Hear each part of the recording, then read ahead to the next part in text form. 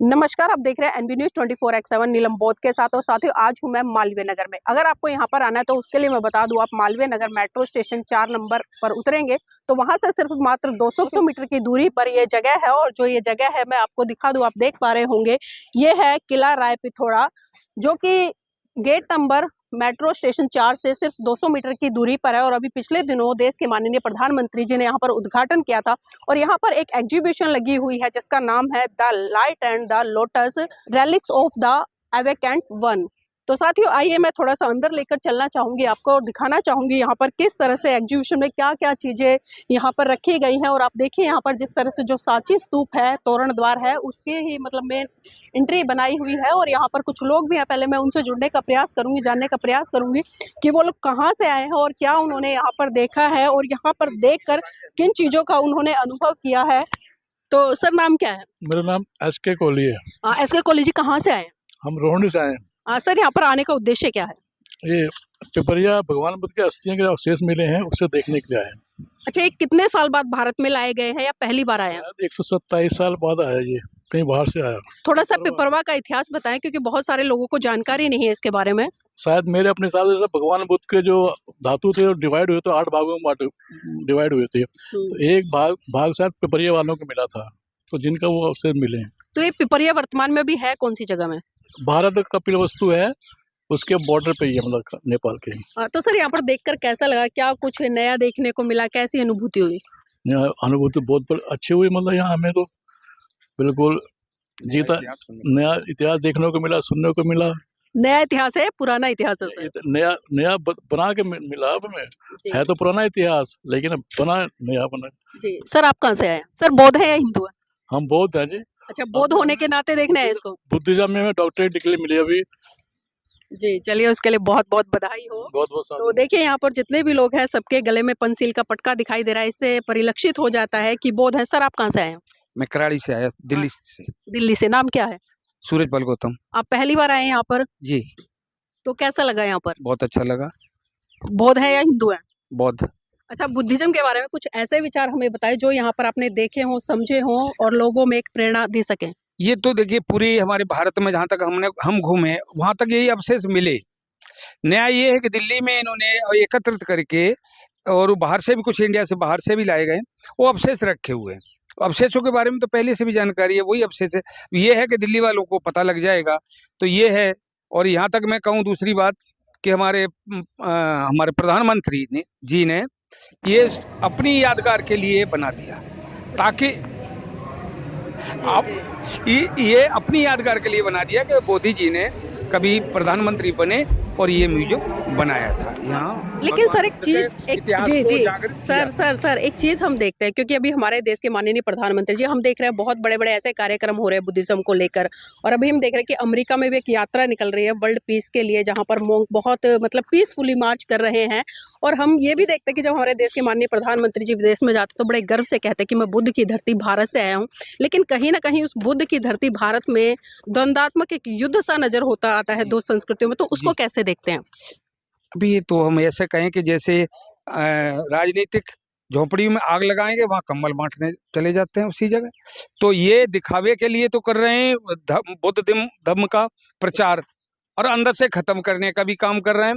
बुद्धिस्टों पे कहीं अत्याचार भी खूब हो रहे हैं। बुद्धिज्म की जहाँ हम सभाएं करें, जहाँ हम कोई फंक्शन करना चाहें, वहाँ हमें रोक दिया जाता है, वहाँ परमिशनें नहीं दी जाती। ऐसा खूब। अच्छा, आज पूरे विश्व में शांति को स्थापित करने के लिए आपको क्या लगता है कि कौन सा ऐसा धर्म है जो सबको एक साथ लेकर एक सूत्र में पिरोकर आगे बढ़ सकता है? केवल एक ही धर्म है, वो बुद्ध मार्ग ही है जो शांति स्थापित कर सकता है। जी, चलिए और भी लोग हैं, उनसे भी जुड़ेंगे। सर, नाम क्या है? त्रिलोकीनाथ बौद्ध। त्रिलोकीनाथ बौद्ध, कहाँ से आए हैं? पुटकला ग्राम सभा पलोट से। सर, यहाँ पर आने का उद्देश्य क्या है आपका? बस ये देखने आए थे, ये पता चला था हमें कि भगवान बुद्ध की अवशेष आई है, तो उसमें आए थे देखने। तो कैसा लगा? बहुत प्राचीन अवशेष है, काफी लंबे समय से यहाँ क्षित किए गए, भारत में लाए गए हैं। तो कैसा लगा है आज आप इनको देखकर? बहुत अच्छा लगा है, देखने लायक चीज है, समझने लायक है। अच्छा, इस संस्कृति को जानने के लिए, समझने के लिए लोगों को क्या मैसेज देना चाहेंगे कि लोग यहाँ पर ज्यादा से ज्यादा आए और इस इतिहास से रूबरू हों? ये पढ़े लिखों के लिए ये आसान है, वो चाहें तो इसको समझ सकते हैं। अनपढ़ नहीं समझ सकते, अनपढ़ तो बताए हुए पे समझ सकते हैं, लेकिन पढ़े लिखों को ज्यादा जरूरत है। लेकिन देख के तो समझ सकते हैं ना, जब यहाँ पर आएंगे, देखेंगे और लोगों से चर्चा करेंगे, पढ़ेंगे तो तब तो समझ सकते हैं ना। हाँ, वो समझ सकते हैं, लेकिन पढ़े लिखों से ज्यादा वो समझ जाएंगे वो। जी, चलिए बहुत बहुत धन्यवाद सर। आपका नाम बताइए। मेरा नाम अमर सिंह गौतम है, मंगोलपुरी से आया हुआ हूँ। सर आने का उद्देश्य? उद्देश्य यही है कि यहाँ पर जो है प्रधानमंत्री नरेंद्र मोदी जी ने जो इसका जो है उद्घाटन किया है और जो बाबा भगवान बुद्ध को जो है दर्शाया है, उनके अवशेषों को दर्शाया है, तो बड़ी खुशी की बात है। और आगे जो है ये प्रार्थना करेंगे सबसे कि भाई सब लोग जाओ और देख करके आओ, जिनके पता चले आपको भी कि भाई बुद्धिज्म क्या है। सर आपने क्या क्या देखा यहाँ पर? हमने वो देखा है जो कि बुद्ध से जुड़े हुए हैं, उनके अवशेष वगैरह जो लाए गए हैं तो यहाँ स्थापित किए गए हैं, और ये सराहनीय काम है। इतनी बड़ी प्रदर्शनी लगाई गई है, इतना बड़ा एग्जीबिशन है, लेकिन हम भारत में कहीं ना कहीं देख पाते हैं कि जाति के आधार पर आए दिन अत्याचार शोषण हो रहे हैं। लेकिन जो बुद्धिज्म है वो एक अलग चिंतन मनन करता है, एक अलग संस्कृति की बात करता है। तो ऐसे में क्या लगता है, एक तरफ वो देश के माननीय प्रधानमंत्री जी इतने बड़े एग्जीबिशन का उद्घाटन करते हैं, लोगों को शांति के मार्ग की बात करते हैं और कहते हैं कि जब तक भारत में बुद्ध की संस्कृति पुनः स्थापित नहीं होगी, भारत का कल्याण नहीं हो सकता। लेकिन वहीं हम उनकी पार्टी से जुड़े हुए लोग या संगठनों से जुड़े हुए लोग जब जाति के आधार पर अत्याचार शोषण करते हैं या हिंदू राष्ट्र की मांग करते हैं, तो उनको किस तरह से देखते हैं? वो तो इनका जो है क्या नाम है, बहुत दिखावा है, इनका स्वार्थ है, स्वार्थ की वजह से ये दिखावा करते हैं कि बुद्धिज्म का, बाकी ये बुद्ध के अगेंस्ट ही हैं। और जो हमारे लोग जो इनसे जुड़े हुए हैं क्या नाम है, पार्टी से, यानी बीजेपी पार्टी से खासकर मैं जिसको कहूँगा कि वो जो है उनके पास सिवाय नाम बदलना और अपनी अपनी जो टांग टंगना, यही काम है उनका, बाकी और कुछ नहीं। अच्छा ये बताइए, भारत का भला बौद्ध राष्ट्र बन के हो सकता है या हिंदू राष्ट्र से? नहीं, बौद्ध होना चाहिए, हिंदू राष्ट्र तो न हुआ है, न होगा, कभी भी नहीं हुआ, न होगा। नहीं, हिंदू राष्ट्र में बुराई क्या है? क्योंकि तमाम लोग कहते हैं कि हिंदू राष्ट्र में बहुत सारी अच्छाइयाँ, आप इसमें बुराई क्या देखते हैं? बुराई उसके अंदर जो सबसे बड़ी नीच ऊंच की भावना है, और जो है उनके अंदर जो है यही चीज है कि सबसे बड़ा जो है हिंदू हिंदू और सनातनी सनातनी, और ये समय समय पर कुछ न कुछ ऐसा प्रोपेगेंडा बच्चा। तो सनातनी जो शब्द है वो तो बुद्धिज्म से आया है ना? बुद्धिज्म से आया, लेकिन जिन्होंने अपने आप को सनातनी कहना शुरू कर दिया है, जो कि अभी कुछ समय पहले पैदा हुआ है, ज्यादा समय टाइम तो है नहीं इसका।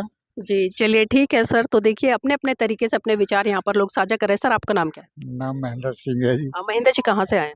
मैं कराड़ी से आया हूँ। किराड़ी से आए। तो यहाँ पर आकर कैसा लगा, पहले थोड़ा सा ये बताएं हमारे दर्शकों अच्छा लगा है कि हमारी संस्कृति कम तो यहाँ धरोहरें हैं, दिखा तो रहे हैं, और हम लोगों को नजदीकी लोगों को देखने को मिलेगी। तो क्या कुछ नया देखा यहाँ पर? ना तो कुछ नहीं है, बस यही है कि पुरानी चीज वहां से ला कर यहाँ स्थापित कर दी है। तो आप लोगों के लिए तो नहीं है ना, 177 साल बाद वापसी हो रही है। वो सही बात है, जी, लेकिन यही नया है कि यहाँ ला कर दिखा दिया। हम तो अभी देख कर आए, तो अपना ये दिल्ली से बाहर भी बहुत कुछ थी, और फिर बहन जी ने सब कुछ दिखा रखा है।